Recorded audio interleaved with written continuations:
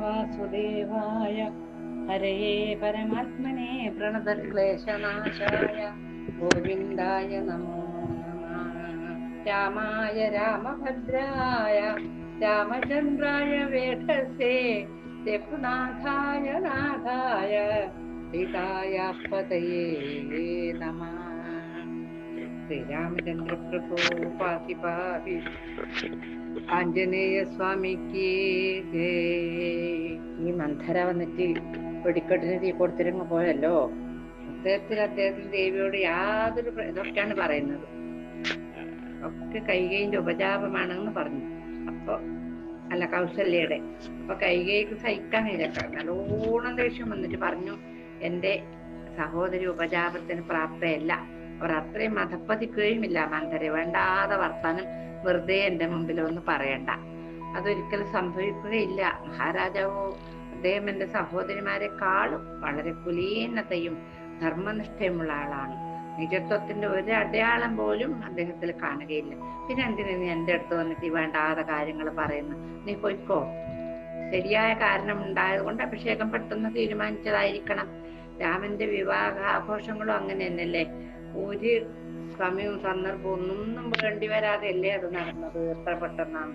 അതുപോലെ തന്നെ ഇതുമായിപ്പോയി. ഇങ്ങനെയായിരിക്കും രാമന്റെ കാര്യത്തിൽ വേണ്ടത്. അതുകൊണ്ട് ഒന്നും പറയാൻ നിൽക്കണ്ട, എത്രയും വേഗം സ്ഥലം കാലിയാക്കിക്കോ. നേരം പറഞ്ഞു, കുറച്ച് നിമിഷത്തിനുള്ളിൽ കാര്യങ്ങള് സ്പഷ്ടമാവുമല്ലോ, നീ ഒന്നും മിണ്ടാതിരിക്കല്ലെങ്കിൽ നീ പോ. എന്നിട്ടോ തന്റെ കുതന്ത്രം ഒന്നും ഫലിക്കുന്നില്ല, ഇതെല്ലാം പരാജയപ്പെടുന്ന മന്ധരക്ക് പേടിയായി. അത് പൂർണ്ണമായ തോൽവിയിലേക്ക് നീങ്ങിക്കൊണ്ടിരിക്കുകയാണ്. അത് അവർക്ക് മനസ്സിലായി. അതുകൊണ്ട് തന്നെ പിന്നെന്തായി, അനുനയ സ്വരത്തിൽ വർത്താനം പറയാൻ തുടങ്ങി. കുടിലമായ തന്ത്രത്തിലേക്ക് ഇറങ്ങിച്ചെന്നു. പ്രിയപ്പെട്ട അമ്മേ, ഈ കാര്യത്തെ പറ്റി കുറെ കൂടി അഗാധമായി ചിന്തിക്കുക. ഞാൻ പറയുന്നതിൽ എന്തെങ്കിലും കഴമ്പുണ്ടോ എന്ന് നോക്ക്, എന്നിട്ട് മതി എന്നൊക്കെയാണ് ഇപ്പൊ പറയാൻ തുടങ്ങുന്നത്. പുതിയത് കാര്യങ്ങൾ. രാജധാനിയുടെ പുറത്ത് സഞ്ചരിച്ചു കൊണ്ടിരിക്കുമ്പോൾ ഞാൻ പല സംഗതികളും കേട്ടിട്ടുണ്ട്. വാസ്തവത്തിൽ ഈ അഭിഷേക കാര്യം മാസങ്ങൾക്ക് മുമ്പേ തീരുമാനിക്കപ്പെട്ടതാണ്. ഇത് ഇന്നലെയും പെട്ടെന്ന് തീരുമാനിച്ചതൊന്നുമല്ല. അത് കാരണമാണ് ഭരതനെ ശത്രുഘ്നെയും തലസ്ഥാന നഗരിയിൽ നിന്നും പറഞ്ഞയച്ചത്. അതിനും കാരണമുണ്ട്. ഇത് അവരിവിടെ ഉണ്ടാവാൻ പാടില്ല എന്ന് രാജാവ് തീരുമാനിച്ചിട്ടുണ്ട് എന്ന്. രാജധാനിയിൽ അവരുടെ സാന്നിധ്യം കുഴപ്പങ്ങൾ ഉണ്ടാക്കുമെന്ന് അവർ ഭയപ്പെട്ടിരുന്നു. അത്തരം ഭയത്തിന് ശരിയായ കാരണങ്ങൾ ഉണ്ടായിരിക്കണം. അല്ലെങ്കിൽ അവർ ഇവിടെ ഇല്ലാത്ത ഘട്ടത്തിൽ ആരഭിഷേകത്തിന് ഒരുക്കം കൂട്ടും? അവരില്ലാത്ത സമയത്തല്ലേ ഈ പരിപാടിയൊക്കെ ഇവിടെ ആസൂത്രണം ചെയ്തത്? ഈ ചോദ്യം തന്നോട് തന്നെ ചോദിക്കുന്നതിന് ദേവിക്ക് ഇപ്പോൾ പ്രാപ്തി ഉണ്ടോ? മുമ്പ് ദേവിയെ വിവാഹം ചെയ്യാൻ ആവശ്യപ്പെട്ടപ്പോൾ ദേവിയുടെ പിതാവ് ഒരു ഉപാധി വെക്കുകയുണ്ടായി. അതങ്ങേക്കറിയില്ലേ? ഞാൻ കേട്ടിട്ടുണ്ടായിരുന്നു. ദേവിയിൽ ഉണ്ടാവുന്ന പുത്രനെ യുവരാജാവായി വാഴിക്കണമെന്നുള്ളതായിരുന്നു അത്. വേറൊന്നല്ല. അതൊന്നും കേട്ടിട്ടില്ല അല്ലെ? ഞാൻ കേട്ടിട്ടുണ്ടായിരുന്നു. മഹാരാജാവ് അക്കാര്യം സമ്മതിച്ച് പ്രതിജ്ഞ ചെയ്യുകയും വാക്ക് കൊടുക്കുകയും ചെയ്തത് ഞാൻ കണ്ടതാണ്. ദേവി അത് മറന്നിരിക്കാം, അല്ലെങ്കിൽ കേട്ടിട്ടുണ്ടാവൂല. പക്ഷെ ഞാൻ മറന്നിട്ടില്ല. ഞാൻ അങ്ങനെയൊന്നും മറക്കുന്ന ആളല്ല. ഭരതന്റെ സാന്നിധ്യം ഈ ഘട്ടത്തിൽ ഇവിടെ ഉണ്ടായാൽ ആ പ്രതിജ്ഞയെ പറ്റി ഓർമ്മിച്ചേക്കുമെന്നും അത് അവരുടെ ആസൂത്രിത പദ്ധതിക്ക് തടസ്സമായി തീർന്നേക്കുമെന്നുമുള്ള ഭയം കാരണമാണ് അവർ ഭരതന് പിതാമഹന്റെ രാജധാനിയിലേക്ക് അയച്ചത് കേട്ടോ. അതിനു വേണ്ടിയാണ് ഇവിടെ നിന്നും അവര് അകറ്റി കൊണ്ടുപോയത്. അഭിഷേകം ചെയ്തു കഴിഞ്ഞാൽ പിന്നെ ഒന്നും ചെയ്യാനാകുകയില്ലല്ലോ. ഈ നീചമായ കൗശലം നടപ്പിൽ വരുത്തുന്നതിനാണ് അവർ ഈ കാര്യം ഇത്രയും രഹസ്യമായി വെച്ചതും അതുപോലെ തന്നെ ദേവിയെ അറിയിക്കാതിരുന്നതും. ഞാൻ പറയുന്നതിന്റെ തത്വം മനസ്സിലാക്കാം. ഇതിനെപ്പറ്റി ഒന്ന് ചിന്തിച്ചു നോക്ക്. ആ സംഗതികളെ സംബന്ധിച്ചൊന്നും ദേവി ചിന്തിക്കുകയില്ല. വെളുത്തതെല്ലാം പാലാളെന്ന് വിശ്വസിക്കുകയും ചെയ്യുന്നു. ദേവിയുടെ വിഡ്ഢിത്തത്തിൽ നിന്നും നിഷ്കളങ്കതയിൽ നിന്നും അവർ മുതലെടുക്കുകയാണ് ദേവി. രാമന്റെ സ്നേഹത്തിൽ മതിമറന്ന് ആഹ്ലാദിക്കുന്നു ദേവി. അതിമോഹത്തിൽ രാമ രാമ എന്ന് മന്ത്രിക്കുകയും ചെയ്യുന്നു. ശരി, അവയെല്ലാം വിട്ടുകളയും. ദേവി ഇത്രയേറെ സ്നേഹിക്കുന്ന രാമൻ തനിക്ക് വന്നു ചേരുന്ന മഹത്തായ ഭാഗ്യത്തെ പറ്റി ദേവിയെ അറിയിക്കുകയെങ്കിലും ചെയ്തുവോ? ഒന്നും ചെയ്യേണ്ടതല്ലേ? അതും ചെയ്തിട്ടില്ല. ഇത്ര അധികം സ്നേഹം ഉണ്ടെങ്കിൽ എന്നിട്ട് അമ്മേ, അച്ഛൻ ഇങ്ങനെ ഒരു തീരുമാനം എടുത്തിട്ടുണ്ട് എന്നൊന്നും പറയാൻ തയ്യാറായോ രാമൻ? ഇല്ലല്ലോ. കുടിലബുദ്ധിയായ മന്ധര കൈകയുടെ നിഷ്കളങ്കവും നിസ്വാർത്ഥമായ മനസ്സിനെ മ്ലാനമാക്കുന്നതിനും കളങ്കപ്പെടുത്തുന്നതിനും വളരെ വക്രമായ വാദഗതികൾ ഉപയോഗിച്ച് തന്റെ കൗശലങ്ങൾ അതിസമർത്ഥമായി കൈകാര്യം ചെയ്തു. ഇതിന്റെ ഫലമായിട്ട് എന്ത് പറ്റി? രാജ്ഞി തന്റെ അവകാശങ്ങൾക്ക് വേണ്ടി ചക്രവർത്തിയെ നിർബന്ധിക്കാനും തന്റെ മകന് വേണ്ടി അവർ നേടിയെടുക്കാനും നിശ്ചയിച്ചു. അതാണ് വാഴനാരിട്ട് വലിച്ചാലും പാറക്കല്ല് കുറേ നാളിങ്ങനെ വലിച്ചുകൊണ്ടിരിക്കുമ്പം കഴിഞ്ഞു ഇങ്ങനെ കീറൽ വന്നിട്ടുണ്ടാവും പറയുന്നുണ്ട്. അതുമാതിരിയാണ് ഇത്. പറഞ്ഞ് ഇഞ്ചക്ഷൻ എടുത്തങ്ങ് ഈ കൈകേയിയെ വല്ലാത്തൊരു ഘട്ടത്തിലാക്കിച്ചു. കൈകേയിയുടെ പവിത്രമായ ഉദ്ദേശങ്ങൾ അവർ തീരെ ഉപേക്ഷിച്ചില്ലെങ്കിലോ എന്ന് ഭയന്ന് മന്ധര അവളുടെ പരമദുഷ്ടമായ തന്ത്രങ്ങൾ പിന്നെയും പറഞ്ഞുകൊണ്ടേയിരുന്നു. അവളുടെ അടിമ മനസ്ഥിതിയും ഉത്കണ്ഠയും കൂടുതൽ ശക്തിയായി പ്രകടിപ്പിച്ചു. തന്റെ സ്വാമിനിയുടെ കാൽക്കൽ ധാരാളം കണ്ണുനീർ പൊഴിക്കുകയും ചെയ്തു. ഒരുപാട് കരഞ്ഞു. അവൾ പറഞ്ഞു, അമ്മേ, നമ്മോട് തെല്ലെങ്കിലും പരിഗണനയുള്ളവരായി ആരുണ്ട് ഈ അയോധ്യ നഗരിയിൽ? ആരും ഇല്ല കേട്ടോ. എല്ലാം അമ്മയുടെ തോന്നലാണ്. എണ്ണപ്പെട്ട നിലയിൽ ആരുണ്ട് ഇവിടെ ദേവിയോട് പെരുമാറാൻ? ആരുമില്ല എന്നാണ് എൻ്റെ അഭിപ്രായം. അവരെല്ലാം ദേവിക്കെതിരെ ഒറ്റക്കെട്ടായിരിക്കുകയാണ്. ദേവിയുടെ അപരീതയാണ്. അധികം കഴിയുന്നതിന് മുമ്പ് അവർ ദേവി അയോധ്യയിൽ നിന്നും പുറത്തേക്ക് എടുത്തെറിഞ്ഞുവെന്നും വരാം. അതിനും അവർ മടിക്കില്ല. ചക്രവർത്തി കുടിലനായ സൂത്രശാലിയാണ്. സമർത്ഥനായ ജാലവിദ്യക്കാരനാണ് അദ്ദേഹം. ദേവിയെ സമീപിക്കുമ്പോൾ തന്റെ മനോരഥങ്ങളെ സംതൃപ്തമാക്കുന്നതിന് മൃദുവായും പ്രിയങ്കരമായും സംസാരിക്കുന്നു. അനന്തരം വിജയശ്രീലാളിതനായി സ്ഥലം വിടുന്നു. ഇതാണ് ഉണ്ടാവുന്നത്. ദേവി അർഹിക്കുന്ന ഉന്നതമായ പദവി ഇല്ലാതാക്കുന്നത് ദേവി തന്നെയാണ്. ഇത് മനസ്സിലാക്കും അമ്മേ. ഓർമ്മിക്ക്, രാജാക്കന്മാർ കാമത്താൽ ഭരിക്കപ്പെടുന്നു, പ്രേമത്താലല്ല. ദേവിയുടെ പിതാവ് ഈ വസ്തുത അറിഞ്ഞിരിക്കുന്നു. അതുകൊണ്ട് ദേവിയെ ഈ വൃദ്ധനായ വിവാഹാർത്ഥിക്ക് നൽകുന്നതിന് സമ്മതിച്ചില്ല. തുടർന്നുണ്ടായ കൂടിയാലോചനകളുടെയും ഭാഷണങ്ങളുടെയും ശേഷമാണ് ഗർഗമഹർഷിയുടെ മാധ്യസ്ഥം വഴിയാണ് ദേവിയെ വിവാഹം ചെയ്തു കൊടുക്കാൻ തീരുമാനിക്കപ്പെട്ടത്. വിവാഹാർത്ഥി പല ഉപാധികൾക്കും വഴങ്ങാൻ നിർബന്ധിതനാകുകയും ചെയ്തു. എന്തൊക്കെയോ ഉപാധികൾ വെച്ചു. അതിനൊക്കെ രാജാവ് സമ്മതം മൂളുകയും ചെയ്തു. ഇന്ന് ആ സമ്മതികളും ഉപാധികളും ഒക്കെ അഗ്നിയിൽ വലിച്ചെറിയപ്പെട്ടിരിക്കുകയാണ്, അല്ലെങ്കിൽ കാറ്റിൽ പറത്തിയിരിക്കുകയാണ്. ദേവിയുടെ പുത്രൻ വഞ്ചിതനായി.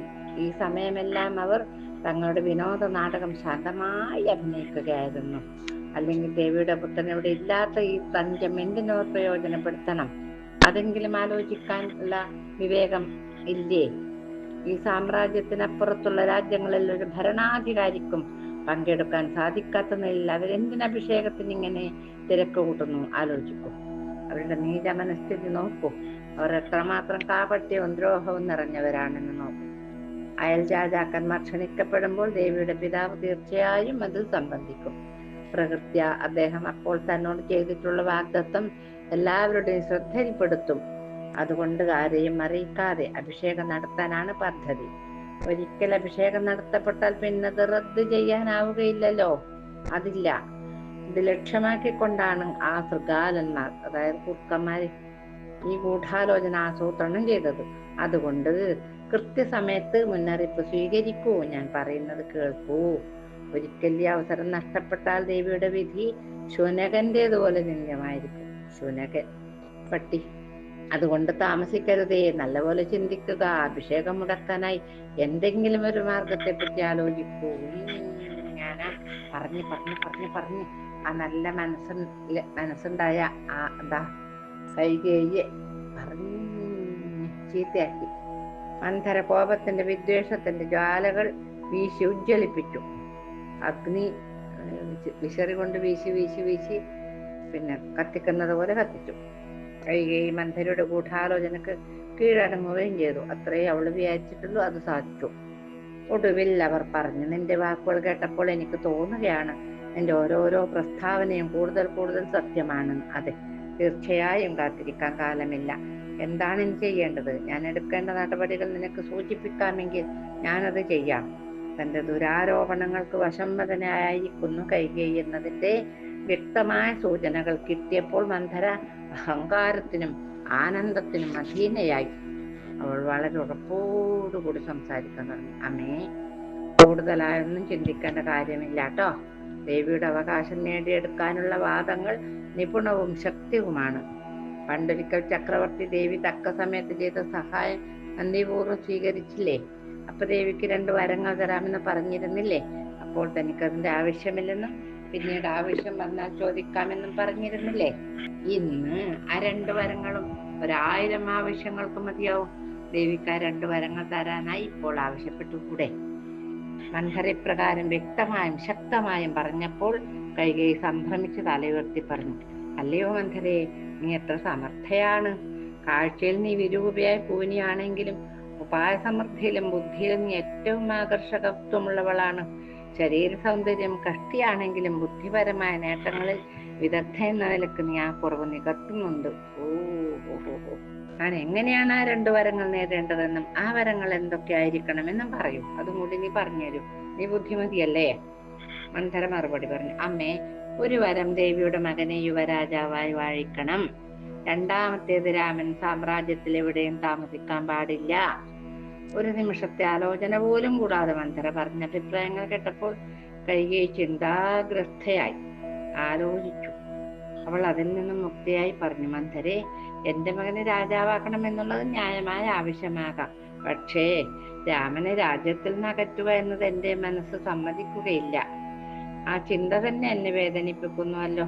ഇത് പറഞ്ഞുകൊണ്ട് അവർ പീഠത്തിൽ പെട്ടെന്ന് ഇരുന്നു പോയി. കൈകേയി പാവം. ക്ഷണത്തിൽ താൻ പ്രവർത്തിക്കണമെന്ന് മന്ധര കണ്ടു. അമ്മേ, ഇത് ഭീരുത്വത്തിനുള്ള അവസരമല്ല കേട്ടോ. വിളംബം അമൃതിനെ പോലും വിഷമാക്കി മാറ്റും. ഇതിലൊരു തെറ്റുമില്ല. ദേവി അല്പം കഠിനയാവണം, അല്ലെങ്കിൽ നമ്മുടെ പദ്ധതി വിജയിക്കുകയില്ല. അവർ ചെയ്ത തെറ്റിന് മകൻ രാജഭരണം നടത്തണമെന്ന് ദേവി ആഗ്രഹിക്കുന്നുവെങ്കിലും ഇത് മതിയായ പരിഹാരമൊന്നുമല്ല കേട്ടോ. ദേവിക്ക് രാജമാതാ എന്ന പദവി ലഭിക്കണമെന്നുണ്ടെങ്കിൽ ഈ വഴിയിൽ പ്രവർത്തിക്കുക, അല്ലെങ്കിൽ ഞാൻ വിഷം കഴിച്ചു മരിക്കും. പിന്നെ ഒരു ദാസി ഉണ്ടാവില്ല കേട്ടോ അമ്മക്ക്. ഞാൻ ജീവിച്ചിരിക്കുമ്പോൾ ദേവി കഷ്ടപ്പെടുന്നതുകൊണ്ടല്ലേ എനിക്ക് സഹിക്കുകയില്ല. എന്തൊരു സ്നേഹം! കൈകേയിയോടുള്ള അതിശക്തമായ സ്നേഹവും ബന്ധവും കൊണ്ട് ആത്മനിയന്ത്രണം നശിച്ചവളെ പോലെ മന്ധര അത്യുച്ചത്തിൽ കരയാൻ തുടങ്ങി. ശൈശവം മുതൽ കൈകേയി വളർത്തിക്കൊണ്ടുവന്ന ആയയായിരുന്നു മന്ധര. അവൾ കൈകേയിയെ ശ്രദ്ധം പരിപാലിച്ചു, അവളുമായി കളിച്ചു, അവളെ ഓമനിച്ചു. ഈ കാലം അത്രയും മന്ധരയുടെ നേരെ കൈകേയിക്ക് വലിയ പ്രതിപത്തിയും പരിഗണനയും ഉണ്ടായിരുന്നു. അതൊക്കെ വെച്ചിട്ട് ഇവിടെ വലിയ ആളാവുന്നത്. അവൾ കൂടുതൽ എതിർപ്പുകളൊന്നും ഉന്നയിച്ചില്ല. അവൾ മന്ധരയുടെ ദുഃഖം ശമിപ്പിക്കാൻ തന്നെ ശ്രമിച്ചു. മന്ധരേ, നിന്നെ കുറച്ചു വിശ്വസിക്കാം. നീ സന്തുഷ്ടയാവുന്ന രീതിയിൽ തന്നെ വീഴ്ച വരുത്താതെ ഞാൻ പ്രവർത്തിക്കുന്നതാണ്. പറയൂ, ഞാൻ ഇപ്പോൾ ചെയ്യേണ്ടത് എന്താണ് എന്ന് ചോദിച്ചു. അപ്പൊ പറഞ്ഞു, രാമന് രാജ്യത്തിന് പുറത്ത് വനത്തിലേക്ക് നാട് കടത്തണമെന്ന് പറഞ്ഞപ്പോൾ ഞാനതിന്റെ പ്രത്യാഘാതങ്ങൾ കണക്കിലെടുത്തില്ലെന്ന് ധരിക്കരുത് കേട്ടോ. വളരെ ചിന്തിച്ചിട്ടേ ഞാനത് ചെയ്തിട്ടുള്ളൂ. രാഷ്ട്രീയമായ കാര്യങ്ങളിലും നിയമജ്ഞാനത്തിലും കൈകേയി ഒരു ശിശുവാണ് എന്നത് കൊണ്ട് അവൾ പറഞ്ഞു, 12 കൊല്ലക്കാലം തുടർച്ചയായി തടസ്സപ്പെടുത്താതെ കൈവശം വെച്ച് അനുഭവിച്ചാൽ അന്യന്റെ ഉടമസ്ഥതയിലുള്ള വസ്തുവിന്മേൽ നിങ്ങൾക്ക് സ്ഥിരാവകാശം ലഭിക്കുന്നതാണെന്ന നിയമം പറയുന്നു കേട്ടോ. സൂത്രം കേട്ടോ. അതുകൊണ്ട് 14 സംവത്സരം വനത്തിലേക്ക് വിടണം എന്നാണ് പറയുന്നത്. അതുകൊണ്ട് നാട് കടത്തലിന് കാലനിർണയം ഉണ്ടാകുന്നത് നല്ലതാണ്. 14 വർഷമായിരിക്കട്ടേത്. ആ കാലഘട്ടം കഴിഞ്ഞ് രാമൻ മടങ്ങി വരുമ്പോൾ അദ്ദേഹത്തിന് രാജ്യം അവകാശപ്പെട്ടുകൂടാ. അത് ദേവിയുടെ മകന്റെ ചോദ്യം ചെയ്യപ്പെടാൻ നിവൃത്തിയില്ലാത്ത സ്വത്തായിത്തീരുന്നു. താൻ അഭിപ്രായപ്പെട്ട രൂപത്തിൽ തന്നെ തന്റെ നിർദ്ദേശം രാജ്ഞി സ്വീകരിച്ചിട്ടുണ്ടെന്ന് മന്ധര കണ്ടു. പോരല്ല മന്ധരക്കൊന്നു വേണ്ടു സന്തോഷായി. അതുകൊണ്ട് അവൾ പറഞ്ഞു, അമ്മേ, ഇങ്ങോട്ടും താമസിക്കേണ്ട കേട്ടോ. ഇപ്പോഴത്തെ സ്ഥിതിയിൽ വരങ്ങൾക്ക് അപേക്ഷിച്ചാൽ ചക്രവർത്തി വഴങ്ങുകയില്ല. ദേവി ക്രോധഭാവം കൈക്കൊള്ളണം. കിടപ്പറയിലെ തലയിണകളും വിരികളും വാരി വിതറിയിട്ട് ആഭരണങ്ങളെല്ലാം മുറിയുടെ മൂലയിലേക്ക് വലിച്ചെറിയൂ. തലമുടി കെട്ടൊഴിച്ച് അനിയന്ത്രിതമായ നിലയിൽ പ്രാഞ്ചി പരത്തിയിടൂ. പ്രാണത്യാഗം ചെയ്യാനൊരുങ്ങിയ നിലയിൽ പ്രവർത്തിക്കൂ. ക്രോധവും ദുഃഖവും കൊണ്ട് വശം കെട്ട രാജ്ഞിമാർ തിരഞ്ഞു കണ്ടുപിടിക്കപ്പെടാൻ തക്കവണ്ണം ചെന്ന് കിടക്കാറുള്ള ക്രോധാലയത്തിൽ പോയി വെറും നിലത്ത് കിടന്നോളൂ. അപ്പോൾ മാത്രമേ അങ്ങയുടെ ആവശ്യം പരിഗണനക്കും സ്വീകരണത്തിന് അർഹമാകുകയുള്ളൂ. എഴുന്നേൽക്ക്, ഈ ജോലിയുടെ ആദ്യ നടപടി ആരംഭിക്ക്. എന്തോരുപദേശം! മന്ധര കൈകേയി ഇങ്ങനെ നിർബന്ധിച്ചപ്പോൾ അവർ അതിന് വഴങ്ങി. അവരുടെ നിർദ്ദേശപ്രകാരം ചെയ്തുകൊണ്ട് ക്രോധാലയത്തിൽ പ്രവേശിക്കാനും അവരുടെ വിധിയെയും ആസന്നമായ വിപത്തിനെയും പറ്റി വിലപിക്കുവാനും രക്ഷപ്പെടുത്തി. ആരേ? കൈകേയി. ഇതാണ് ശിവന്റെ കൂടെ പാപം കൂടിയ ശിവനും പാപനാകുന്ന പറയുന്നില്ലേ, അതാണ് ഇവിടെ സംഭവിച്ചത്. ഉള്ളിൽ നടക്കുന്ന എന്തെന്നില്ലാത്ത ഭ്രമത്തിന്റെ കാരണം എന്താണെന്നറിഞ്ഞിട്ടില്ലെന്ന പോലെ മുറിയുടെ വാതിലുകൾ വാലിച്ചങ്ങ് അടച്ചു. ക്രോധാലത്തിന്റെ പുറന്തളത്തിൽ ഒച്ചയിട്ടുകൊണ്ട് നടന്നു. ഇതിനിടയിൽ പട്ടാഭിഷേകത്തിനുള്ള എല്ലാ ഒരുക്കങ്ങളും ചെയ്തു കഴിഞ്ഞിരുന്നു. ദർബാർ ഹാളിൽ നിന്നും പുറത്തേക്ക് വന്ന ശേഷം ദശരഥൻ കൗസല്യയുടെ സമീപം പോകുന്നതിന് പകരം ആദ്യമായി കൈകേയി സന്തോഷ വാർത്ത അറിയിക്കണമെന്ന് കരുതി. കൈകേയിക്കാണല്ലോ രാമനോട് അധിക സ്നേഹം. അങ്ങനെയാണ് പറയുന്നത്. വെപ്പ് അങ്ങനെയാണ്. അതായിരുന്നു താനും. കൈകേയിയുടെ കൊട്ടാരത്തിലെ കഴിയുന്നു. വഴിയിൽ അവിടെ എവിടെയായി ജാഗ്രതയോടെ നിന്നിരുന്ന പരിചാരികമാർ ഉത്കണ്ഠയാൽ തകിടം മറിഞ്ഞ പോലെ കാണപ്പെട്ടു. എന്താണ് സംഭവിച്ചത് ഇവിടെ? ചക്രവർത്തി മനസ്സിൽ കണക്കുകൂട്ടി. കാരണം അറിഞ്ഞിരുന്നെങ്കിൽ അവരുടെ മുഖം പ്രസന്നമാവുമായിരുന്നു.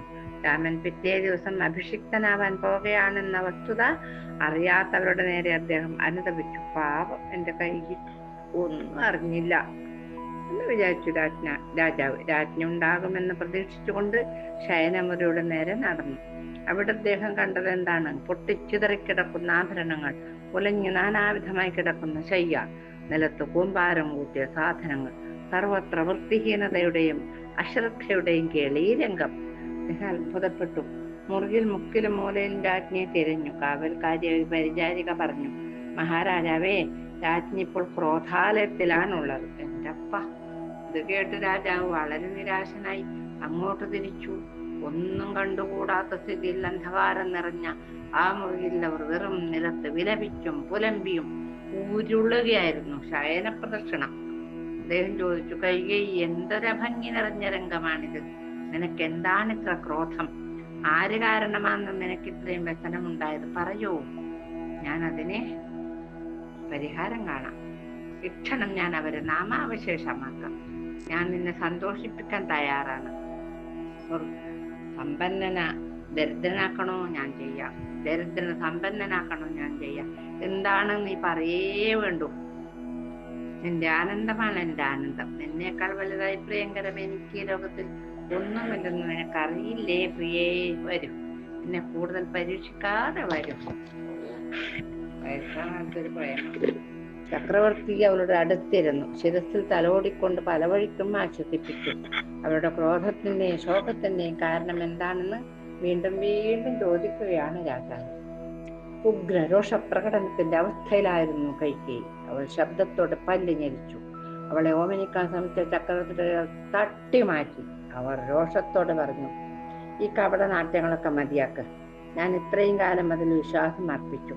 എന്നിട്ട് ഇതാണ് ഞാൻ എനിക്ക് തന്നെ വരുത്തി വെച്ച അധപ്പതനം. ഞാൻ നിങ്ങളെ ഇനി ഒരിക്കലും വിശ്വസിക്കുകയില്ല. മനസ്സാക്ഷിയില്ലാത്ത കൗശലം കാണിക്കാൻ നിങ്ങൾക്ക് കഴിയുമെന്ന് എനിക്ക് വിശ്വസിക്കാനാകുന്നില്ല. ഇതാണോ അങ്ങയിൽ അർപ്പിച്ച വിശ്വാസത്തിനുള്ള ശിക്ഷ? പോകൂ, അങ്ങയുടെ പ്രിയപ്പെട്ടവരുടെ അടുത്തേക്ക് പോകൂ. എന്തിനാ എന്റെ അടുത്ത് ഇവിടെ ഇരിക്കുന്നു? അങ്ങ് മനസ്സ് വെച്ച സ്ഥലത്ത് തന്നെ നാവും ഏൽപ്പിക്കൂ. അങ്ങയുടെ വാക്കുകളിൽ വിശ്വാസം അർപ്പിക്കേണ്ട മനോഭാവമല്ല ഇനി എനിക്കുള്ളത്. എന്നെ ഇനിയും കൂടുതൽ ദുഃഖിപ്പിക്കാതിരിക്ക്. വന്ന വഴിക്ക് പോകൂ, തിരിച്ചു പോകൂ. എനിക്ക് എന്ത് സംഭവിക്കുന്നെന്നതിൽ നിങ്ങൾക്ക് എന്തെങ്കിലും ശ്രദ്ധയുണ്ടോ? ഒരടിമയെ പോലെ വിഷമിച്ചു കഴിയുന്നതിനേക്കാൾ ഒരു രാജ്ഞിയെ പോലെ മരിക്കുകയാണ് ഉത്തമം. ഇന്ന് എന്റെ ജീവിതത്തിലെ അവസാന ദിവസമാണ്. ആക്രോശിക്കുകയാണ് കൈകേയി. രാജാവിനെ ഒന്നും മനസ്സിലായിട്ടില്ല. അതാണ് രസം. അവരുടെ വിലാപങ്ങളുടെയും ദീർഘനിശ്വാസങ്ങളുടെയും ഇടയിൽ കൂടി കേട്ട ഈ പുലമ്പലുകളിൽ നിന്നും ദശരഥനൊന്നും മനസ്സിലായില്ല. അദ്ദേഹം ആകെ കുഴപ്പത്തിലായി, അത്ഭുതസ്തബ്ധനായി. അദ്ദേഹം രാജ്ഞിയുടെ കുറെ കൂടെ അടുത്തേക്ക് നീങ്ങി. അവരെ സമാശ്വസിപ്പിക്കാനും ക്രോധം ശമിപ്പിക്കാനും ശ്രമിച്ചു. കൈകേയി, അദ്ദേഹം തുടങ്ങി, നിന്റെ വാക്കുകളുടെ അർത്ഥം എന്താണ് പ്രിയേ? എനിക്ക് മനസ്സിലാവുന്നില്ലല്ലോ. ഞാൻ ഒരിക്കലും കപടമായ വാക്കുകൾ ഉപയോഗിക്കുകയില്ല. എനിക്ക് ഒരിക്കലും ഉപയോഗിക്കാൻ സാധിക്കുമില്ല. അത് നിനക്കറിയാൻ പാടില്ലാത്തതല്ലല്ലോ. എന്റെ മനസ്സും നാവും പരിപൂർണ യോജിപ്പിലേ പ്രവർത്തിക്കുകയുള്ളൂ പ്രിയെ. അവ എപ്പോഴും ഒരുപോലെ ആയിരിക്കും. ഇങ്ങനെ ഇദ്ദേഹം പുലമ്പാൻ തുടങ്ങി. എന്റെ സ്നേഹം എവിടെയോ അവിടെ എന്റെ മധുര ഭാഷണങ്ങളും ഉണ്ടാവും. എന്റെ നാവ് എന്റെ മനസ്സിനെ തെറ്റിദ്ധരിപ്പിക്കുകയില്ല കൈകേയി. അങ്ങനെ പെരുമാറുന്നതിന് അസാധ്യമാണ്. ഇതെങ്ങനെയാണ് സംഭവിച്ചതെന്ന് എനിക്കറിയില്ല. ഇത്രയും എത്ര വർഷങ്ങൾ കഴിഞ്ഞിട്ടും നിനക്ക് എന്നെയോ എന്റെ ആത്മാർത്ഥതയോ അറിയാൻ കഴിഞ്ഞിട്ടില്ലല്ലോ. ഇത്രയും ദുഃഖവും വേദനയും നിനക്കുണ്ടാവാൻ തക്കവണ്ണം എന്താണ് യഥാർത്ഥത്തിൽ സംഭവിച്ചത്? അത് എന്നോട് വ്യക്തമായി പറയാതെ നീ ഇങ്ങനെ കഠിനമായി വേദനിപ്പിക്കരുതേ. എന്താണ് സംഭവിച്ചതെന്ന് പറയൂ പ്രിയേ. നീ എന്താണ് ഇങ്ങനെ പെരുമാറുന്നത്? ഈ പ്രാണവേദന നിനക്ക് എന്ത് കാരണം കൊണ്ടുണ്ടായി എന്നൊക്കെ രാജാവ് ഇങ്ങനെ ചോദിക്കുകയാണ്. ഒരുപാട് പ്രാവശ്യം വളരെ നേരത്തോളം ദയനീയമായി അപേക്ഷ തുടർന്നുകൊണ്ടേയിരുന്നു. പക്ഷേ യാതൊരു ഫലവും ഉണ്ടായില്ല. രാജ്ഞി രൂക്ഷമായും പരിഹാസമായും മറുപടി പറഞ്ഞ് ധാർഷ്ട്യത്തോടെ ഏത് ചോദ്യവും തൂത്തെറിഞ്ഞ് തീക്ഷണമായ അവജ്ഞ കാട്ടി. ചക്രവർത്തിയുടെ തുടർന്നുള്ള ചോദ്യങ്ങൾ അവർ ശ്രദ്ധിച്ചതേയില്ല. നാം ചോദിക്കുന്നതെന്നേ ശ്രദ്ധിച്ചില്ല. അദ്ദേഹത്തിന്റെ വാക്കുകൾ യാതൊരു വിലയുമില്ലാത്തവയാണെന്ന് താൻ കരുതുന്നവൾ നടിച്ചു. ദശരഥന്റെ ഹൃദയം വല്ലാതെ മുറിപ്പെട്ടു. എന്താണ് ചെയ്യേണ്ടതെന്നറിയാതെ അദ്ദേഹം മന്ധരയെ അകത്തേക്ക് വിളിച്ചു. ഗൂഢാലോചനയിലെ തന്റെ ഭാഗം ഭംഗിയായി അഭിനയിച്ചുകൊണ്ട് തന്റെ സ്വാമിനിയായ രാജ്ഞിക്ക് വേണ്ടി അവൾ ആക്രന്ദന സ്വരത്തിൽ കരഞ്ഞുകൊണ്ട് പറഞ്ഞു, മഹാരാജാവേ, എന്റെ അമ്മയെ രക്ഷിക്കൂ. കരഞ്ഞുകൊണ്ട് അവൾ ചക്രവർത്തിയുടെ കാലുകളെ കെട്ടിപ്പിടിച്ചു. നിഷ്കളങ്കത്വത്തിന്റെ മൂർത്തീവദ്ഭവമായിരുന്നു ചക്രവർത്തി. അദ്ദേഹത്തിൽ ഇരട്ടത്താപ്പ് നയത്തിന്റെ യാതൊരു ലക്ഷണവും ഉണ്ടായിരുന്നില്ല. അതുകൊണ്ട് തന്നെ അവർ അഭിനയിച്ചുകൊണ്ടിരുന്ന നാടകത്തിന്റെ നിഗൂഢ സ്വഭാവം ഈ രാജാവിന് മനസ്സിലാക്കാൻ കഴിഞ്ഞില്ല. പാവത്തിന് തന്റെ പ്രേമഭാജനത്തെ കൊണ്ട് ഇത്രയും വിപരീതമായും ക്രൂരമായും പെരുമാറാൻ ഇടയാക്കിയ വല്ല ആപത്തും സംഭവിച്ചിരിക്കണമെന്ന് അദ്ദേഹം ഭയപ്പെട്ടു. അതുകൊണ്ട് തന്നെ എന്താണ് സംഭവിച്ചതെന്ന് തന്നോട് പറയാൻ വേണ്ടി മന്ധരയോട് വീണ്ടും വീണ്ടും വീണ്ടും ആവശ്യപ്പെടുകയാണ്. മന്ധര പറഞ്ഞു, മഹാരാജാവേ, എനിക്ക് എന്ത് പറയാൻ കഴിയും? സംഭവിച്ചതിന്റെ ചെറിയ അംശം പോലും എനിക്കറിയില്ല. ദേവി പെട്ടെന്ന് ശയനമുറിയിൽ നിന്നും ക്രോധാലത്തിലേക്ക് ഓടി വന്നു.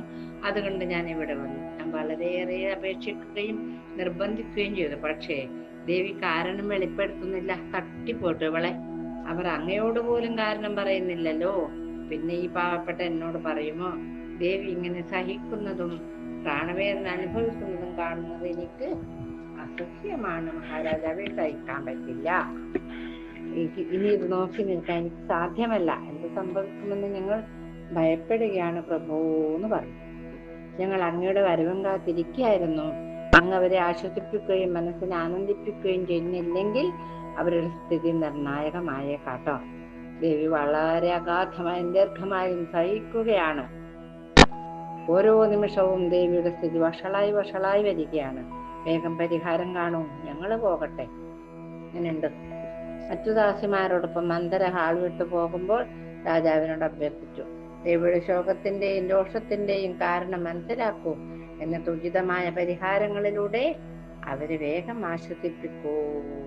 മന്ധര ആ നിഗൂഢത വർദ്ധിപ്പിച്ചതേയുള്ളൂ. അവരുടെ പ്രസ്താവന കത്തുന്ന തീയിൽ കുറച്ച് നെയ്യ് ഒഴിച്ചിട്ട് അവളങ്ങ് പോയി. അവരുടെ പ്രസ്താവനകളെ കൊണ്ടും ദശരഥൻ ആശയക്കുഴപ്പം കൂടുകയാണുണ്ടായത്. ദശരഥൻ ആശ്വാസമോ സുഖമോ ഇല്ലാത്ത രാജ്ഞിയുടെ അടുത്തിരുന്ന് പറഞ്ഞു, കൈകേയി, നീ എന്താണ് എന്നെ ഇരുട്ടിൽ തന്നെ നിർത്തുന്നത്? ലൈറ്റിട്ടൂടെ? അദ്ദേഹം പതുക്കെ രാജ്ഞിയുടെ തല നിലത്ത് മടിയിൽ വെച്ചു. അവരെ ആശ്വസിപ്പിക്കാൻ നിവൃത്തിയില്ലാത്ത അസ്വസ്ഥതക്കുള്ള കാരണം ഈ കാരണം വെളിപ്പെടുത്തുന്നേ കൈകേയി. കുറച്ചു സമയത്തിന് ശേഷം കൈകേയി നിശബ്ദത ഭഞ്ജിച്ച് സംസാരിക്കുവാൻ തുടങ്ങി. മഹാരാജാവേ, അങ്ങ് മറന്നു കാണുകയില്ല ആ 2 വരങ്ങൾ. ഏതു വരങ്ങൾ? ദേവാസുര യുദ്ധകാലത്ത് ആ ദിവസം എനിക്ക് തരാമെന്ന് വാഗ്ദത്തം ചെയ്ത 2 വരങ്ങൾ മറന്നിട്ടില്ലല്ലോ. ദശരഥൻ ആശ്വാസം. ഓ, ഇതിനാണോ നീ ഇത്ര നിസ്സാരമായ കാര്യത്തിന് വേണ്ടിയാണോ നീ നിന്നെ തന്നെ ഇത്ര ക്രോധത്തിലും ദുഃഖത്തിലും നിമഗ്നയാക്കിയത്? എനിക്ക് ജീവനുള്ള കാലത്തോളം ഞാൻ ആ 2 വരങ്ങളെ സംബന്ധിച്ച വാഗ്ദത്തം മറക്കുമെന്ന് നിനക്ക് തോന്നുന്നുണ്ടോ പ്രിയേ? ഇല്ല. ആ വാഗ്ദത്തം കൈകേയിയെ പോലെ പ്രിയപ്പെട്ടതാണ്. നീ എന്റെ ജീവശ്വാസമാണ്. ആ വാഗ്ദത്തവും അങ്ങനെ തന്നെ. റാണി, നിന്നെ ആരെങ്കിലും ദ്രോഹിച്ചുവോ? ആരോഗ്യത്തിന് വല്ല തകരാറും പറ്റിയോ? അല്ലെങ്കിൽ എന്തെങ്കിലും ദുഷ്ടൻ നിന്റെ ഇച്ഛക്ക് വിപരീതമായി പ്രവർത്തിക്കാൻ ധൈര്യപ്പെട്ടിട്ടുണ്ടോ? പറയൂ. നിനക്ക് വേണ്ടി ഞാൻ മരണകാരണമായ അപായം പോലും നേരിടും. നിനക്ക് മനസ്സുഖം തിരിച്ചു കിട്ടുന്നതിന് ഞാൻ അവരെ ശിക്ഷിക്കും. എന്നെ സംശയിക്കണ്ട. അല്ലയോ സൗന്ദര്യത്തിന്റെ മൂർത്തി മദ്ഭാവമേ, നീ എന്തിനിങ്ങനെ വിഷമം സഹിക്കുന്നു? ഈ മുഴുവൻ സാമ്രാജ്യവും നിന്റെ ചൊൽപ്പടി കാണുന്ന നിനക്കറിയുകയില്ലേ? ഏതെങ്കിലും പ്രദേശത്ത് നിന്ന് എന്തെല്ലാം വേണമെന്ന് ആഗ്രഹിക്കുന്നു അവയെല്ലാം നീ ഒന്ന് പറയുകയേ വേണ്ടു, ഞാൻ നിന്റെ പാദത്തിൽ കൊണ്ട് സമർപ്പിച്ചോളാം. എന്നെ അറിയിക്ക്, എന്താണ് നീ ഭയപ്പെടുന്നത്? ഈ ദുഃഖം എന്തുകൊണ്ടുണ്ടായി എന്ന് മറച്ചു വെക്കേണ്ട, പറയുക മടിക്കുകയും വേണ്ട. സൂര്യൻ മൂടൽ മഞ്ഞ് നീക്കുന്നത് പോലെ നിനക്കുള്ള ദുഃഖം ഞാൻ നീക്കും. രാജാവ് ഇങ്ങനെ പറഞ്ഞുകൊണ്ടിരിക്കുകയാണ്. ഇനി മന്ദം മന്ദം അവരുടെ മനസ്സിലുള്ള ആ വൃത്തികെട്ട കഥകൾ പുറത്തു വരട്ടെ, നാളെ പറയട്ടെ. നമുക്ക് ശ്രീരാമചന്ദ്രന്റെ കൂടെ നിന്ന് നാളെ അദ്ദേഹം വനത്തിലേക്ക് പോകാൻ തയ്യാറായിരിക്കുമല്ലോ. നമുക്കും പോവാം. ശ്രീരാമചന്ദ്രന്റെ കൂടെ നമുക്ക് വനത്തിലേക്ക് പോകാൻ തയ്യാറാവാം.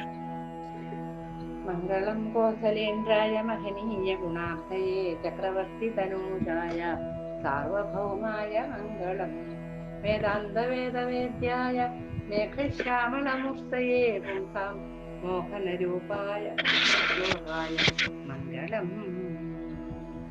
കായേന വാചാ മനസേന്ദ്രിയേർവാ ബുദ്ധ്യാത്മനാ വാ പ്രകൃതേ സ്വഭാവാത് കരോമി യദ്ദിൽ സകലം പരസ്മൈ നാരായണായേതി സമർപ്പയാമി. ശ്രീരാമചന്ദ്രായേതി സമർപ്പയാമി.